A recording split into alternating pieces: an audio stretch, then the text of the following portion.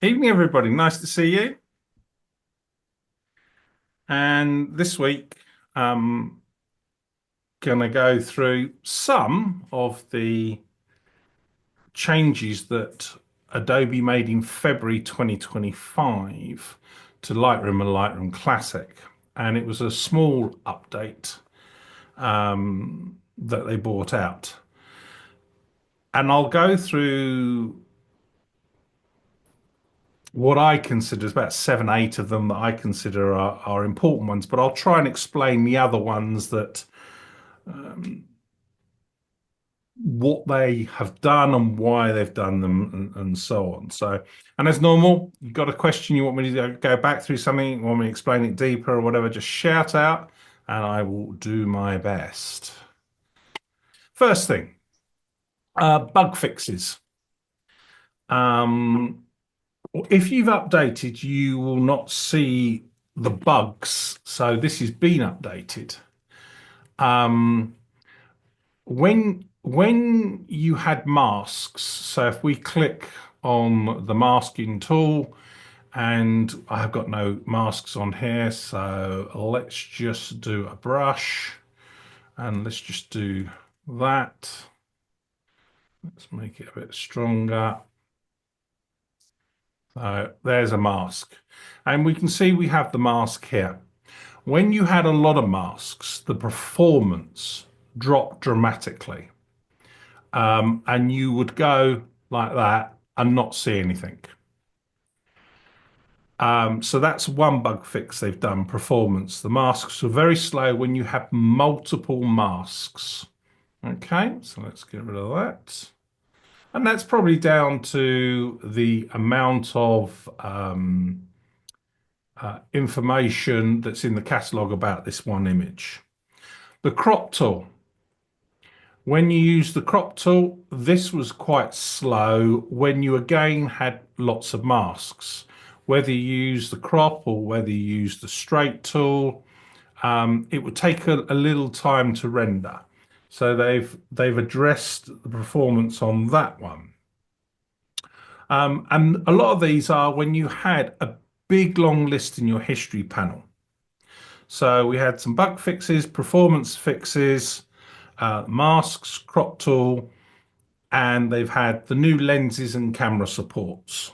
So that's that bit. Tethering. Now, I don't do any tethering. I'm assuming, do people know what tethering is? Yeah, you connect your computer to a camera and you can control your camera from the computer.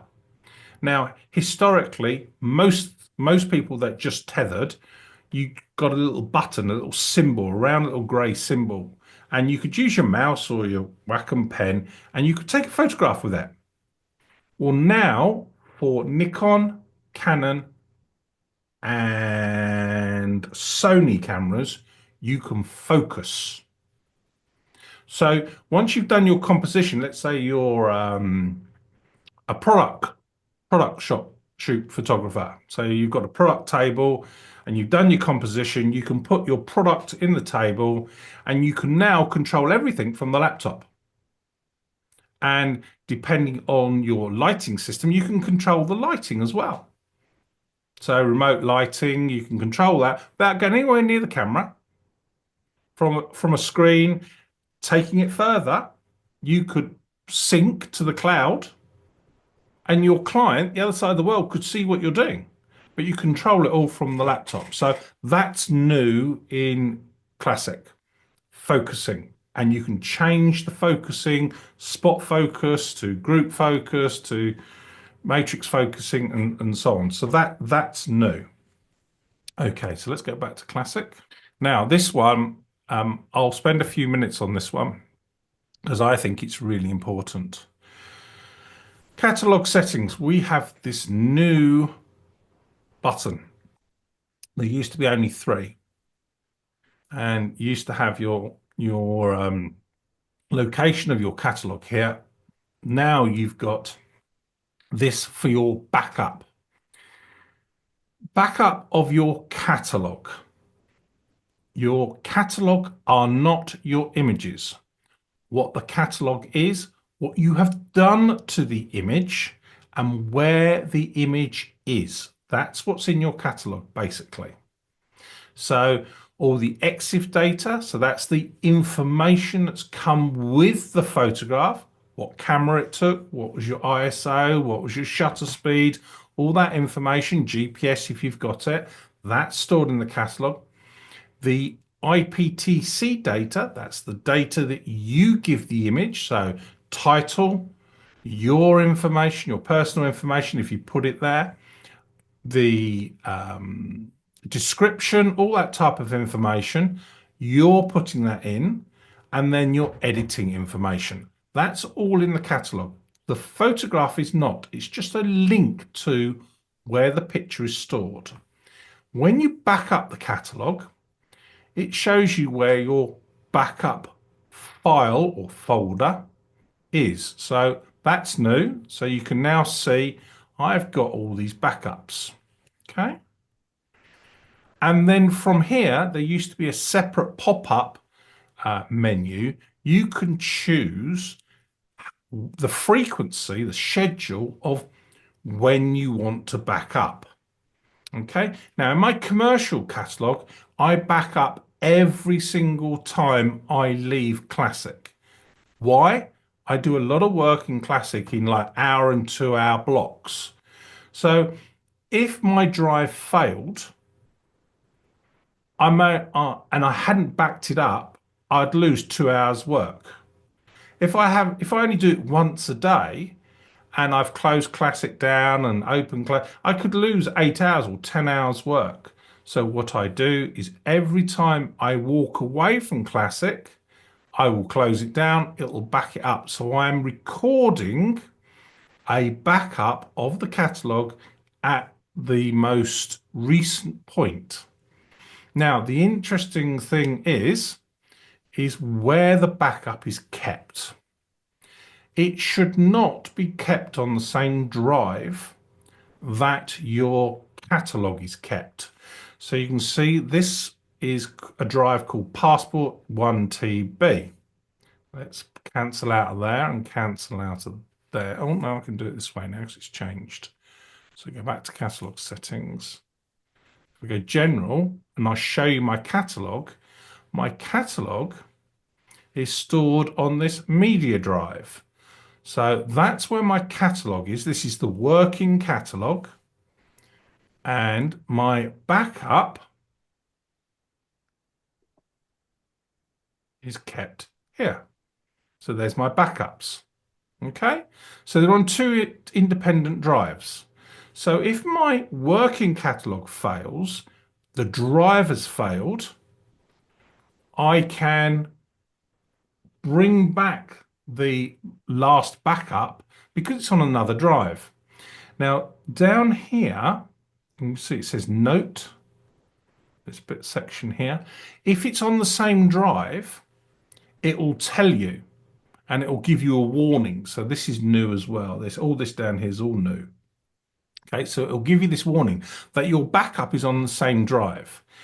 There is only one exception, as far as I'm concerned. You should have your backup catalog on the same drive, and that is because you're using something like Dropbox, OneDrive, and you can't move their folder, their drive system off your main drive. So you have to put them on there. But the backup goes up into the cloud. So you have it in an external place. Okay. There's one other reason why you would keep it perhaps on your desktop or perhaps on your same drive is to actually the speed of the backup. So when it goes through backing it up, backing the catalog up, if it's on a slow external drive, it might take 20 minutes if it's a big catalog like my work catalog. So you might, in the process, in the workflow of creating the backup, put it onto your desktop, and then once you've finished the backup, creating it, you'd move it to a third drive or a second drive. So that's really a workflow way of doing it. So now what's new is in the old days, we used to create backups and we used to go here and we'd have a whole long list of them. Okay. So if I go to my work backups, look at this, whole long list of them. Okay. This is in the last 30 days. All right. And you can see 3rd of the 10th, 3rd of the 10th of the 3rd, 10th of the 3rd, 26th, 25th, 25th, 24th, 23rd. See, I'm doing it every day virtually. You know, on the 22nd of February, 1, 2, 3, 3 backups there. Okay. So I'm constantly backing up my catalog. Now, in the old days, we used to have to come to a Finder or Explorer and delete them. So I used to go and click on these and delete them one at a time in our operating system. But now we can do that within Classic. So this is a great way of managing your backups. And for most people, you'd keep 3 backups. So I've got number of backups is 6, and they're in date order. So there's the 3rd of the 10th at the top. Down the bottom is the 1st of the 20th of the 1st, 27th of January, 5th of February. And these are backups of these. So I can, these ones here, and I've just gone shift click. There's 150 meg, 150 meg, 140 meg. So that's half a gigabyte roughly of data. Okay. So what you can now do within Classic is you can highlight one and you can show where it is. There it is. Just by clicking on the show. You can delete and you can remove. What's the difference? The remove just takes it out of this user interface, just removes it from here. Okay, but it's still on your hard drive. And delete. Do you want to delete? Okay, and it disappears from your hard drive. So I've just saved that space. If I go show, there is that file. If I go remove, I'm going to remove it. You can see it's no longer here, but it's still on my drive. And now to actually remove that, I would have to come into my operating system like I am now and go put into bin. That's how you used to have to do it in before version 14.2. So again, if I wanted to remove this, because I've got 4 backups, tells me the last time backup, my total backup size is 783 megabytes. Okay, so that's nearly, it's 3/4 of a terabyte. Sorry, gigabyte. Okay, so I just go delete. Let's it go. It's a very quick way of managing your backups. So well worth it. Very good. Okay. Anyone questions about that before I go on? No? Please remember, I go on about this. It does not back up your images. Okay, you need a separate workflow to back up your images or software or service or procedure. So something like Backblaze or something like using GoodSync or Carbon Copy or QuickTime, not QuickTime, Machine Time. Is it called Machine Time in Apple? Where you set up a schedule and the operating system or the software will actually copy everything how you want it. Now I use, sorry? Time machine. Time Yeah, machine. time Thank you. machine. That's it. Time machine. I don't use Time Machine. I use a software called GoodSync. And the reason why I use that, and it's about $50 a year, is that I can take anything and put it anywhere. And what I mean by that is I can take a folder, a drive, a file, a group of files on any drive on this machine or in my network, and I can send it anywhere I want. So I could send it to another drive on my network. I can send it to a local drive if the machine is on.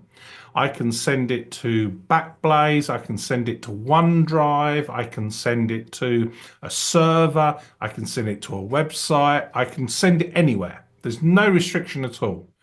But the important thing is that I like it does it automatically or to a schedule, a time frequency.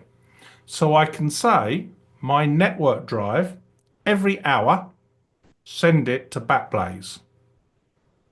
And I'm asleep. It's backing it up for me all the time. And that's what great good sync does that. So if you're looking for total flexibility and you have that need, which most of you probably won't here, it's really good. But I've got 20 million, well, that's an exaggeration, but yeah, a million plus photographs there that I want to back up or whatever. So, okay. So let's get on to some developing in Classic. The main thing they've done is profiles. There's a thing called an adaptive profile. There's only two at the moment. What is a profile? It's the way that the file is handled. The colors, the contrast is handled. You can create your own profile. It's in the developer panel and there's a little square here, and you can create your own profiles. So this was taken with a Nikon Z7 II.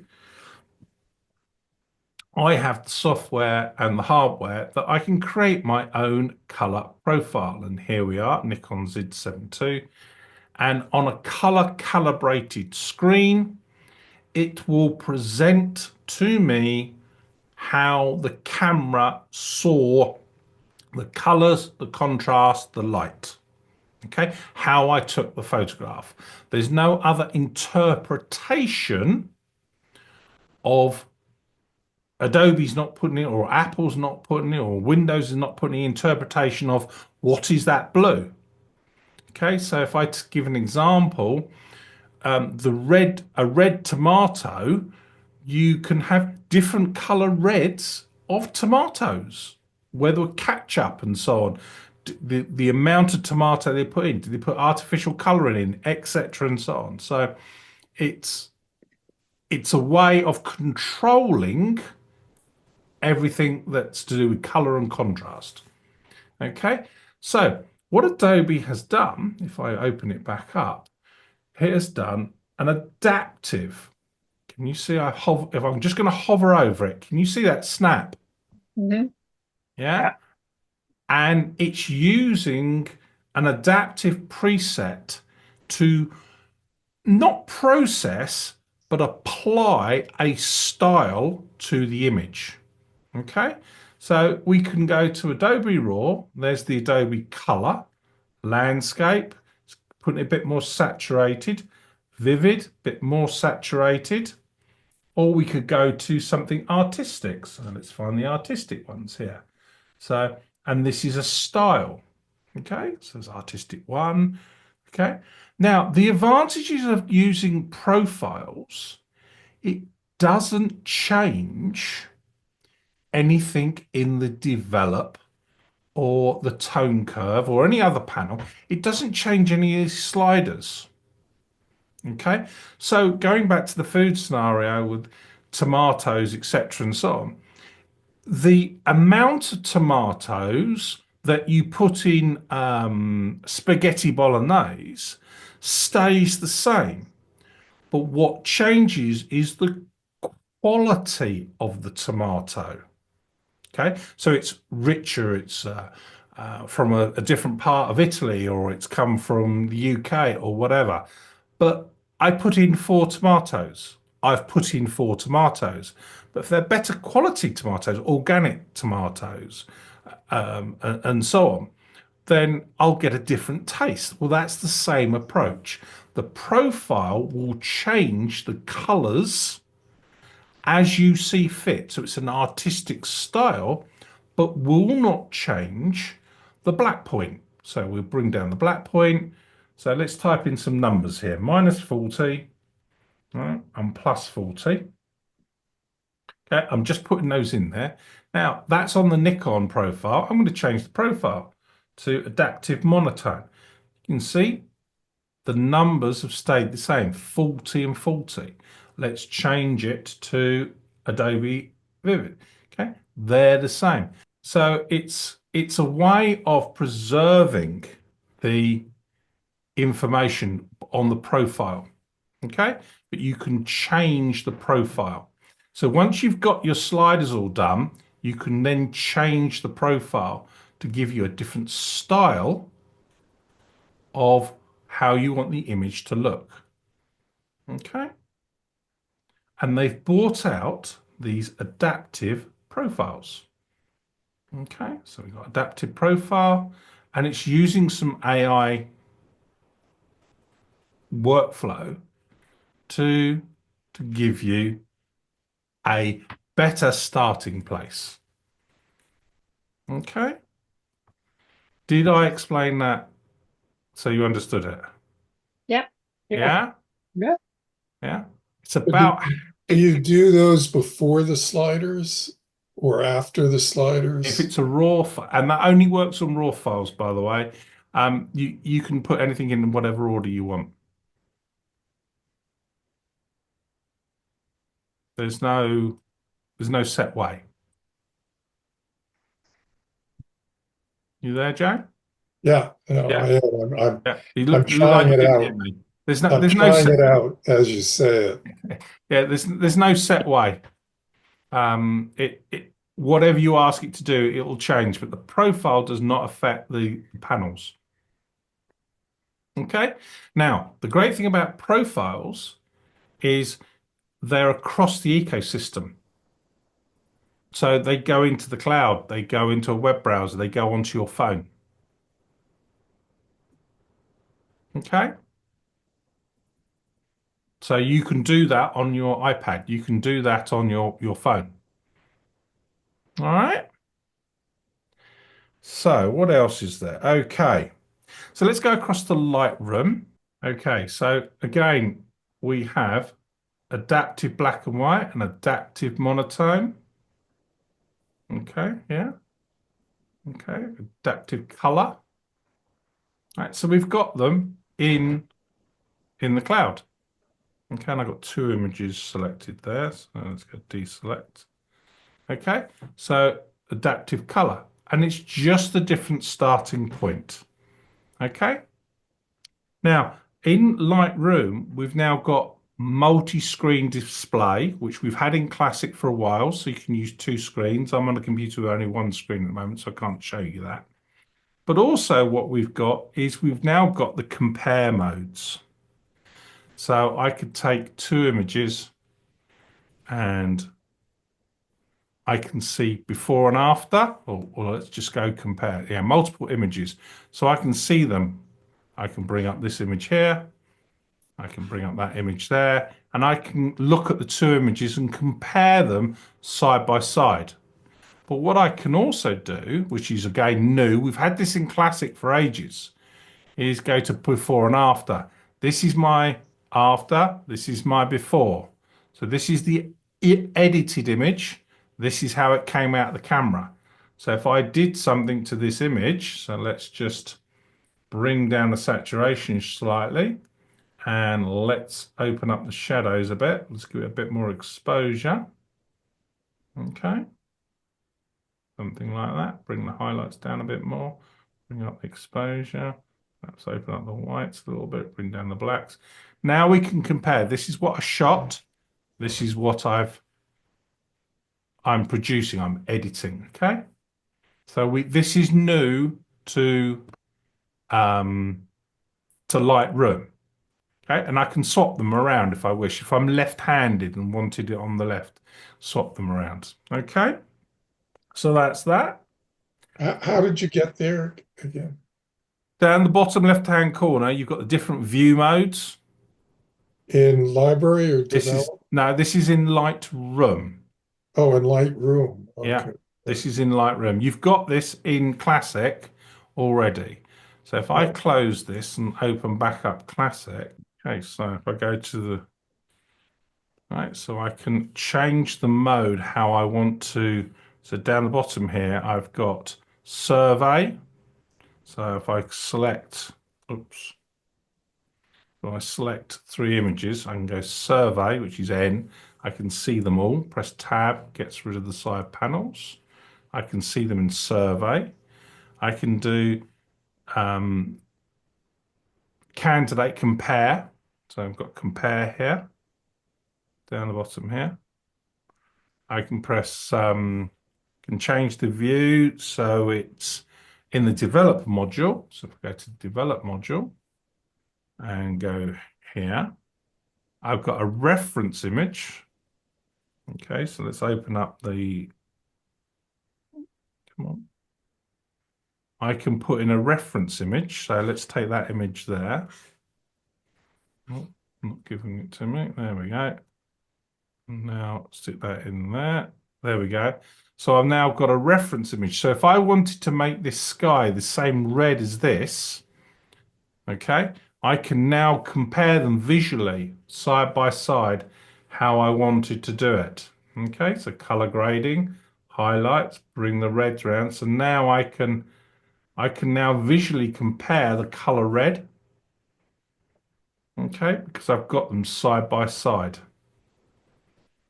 Okay, and get the right saturation, the right red that I wanted for this sky.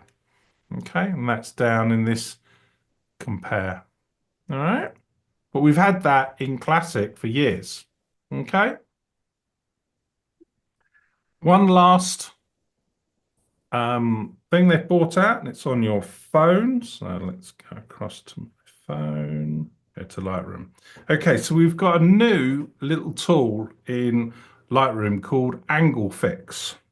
If we come down to the bottom left-hand corner where the little wand is, and press there, and we've got this on the right-hand side, we've got Angle Fix. So if I press it, you see it's moved the, brought the image forward, rotated it, and so it's a part of straightening, which is under the crop tool. Okay, so if I go to another image, go to this one here. Now I quite like the angle, but the client might turn around and say, oh no, I want it, the building all square. So I could go into the crop tool and go auto generate, and it'll do that. Okay, which is going to be very similar, but on some images it will be different. So if I go to actions, fix angle, and there we go. Now that one has cropped a bit of the feet off, but it's a way of correcting the perception of a building or anything. And there we go. That's the new, most of the new things that Adobe have done in Classic. Okay, Classic and Lightroom. Anyone, any questions? But the backup one is a big one for people that have been asking it for a long time. So adaptive profiles, so it's using the AI tool. It actually came out in the last update of Camera Raw.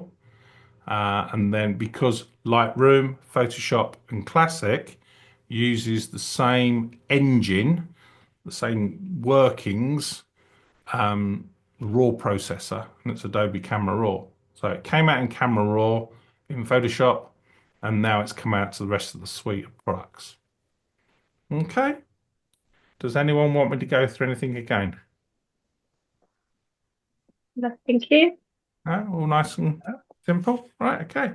Cool. Thank you very much. Monday, we're doing book module, text layout, and image layout. So we're nearly coming to the end of the book module. And then next Wednesday, we are looking at exporting. And if we have time, we'll also look at emailing within Lightroom Classic. Okay, a lot of people don't realize that you can actually, rather than exporting a file, put it on your desktop and then attaching it as an email, you can email inside Classic. Okay, so we'll look at that next week. Have a great week. Happy photography, as they say. Bye. Thank you. Thank you. Bye. Bye.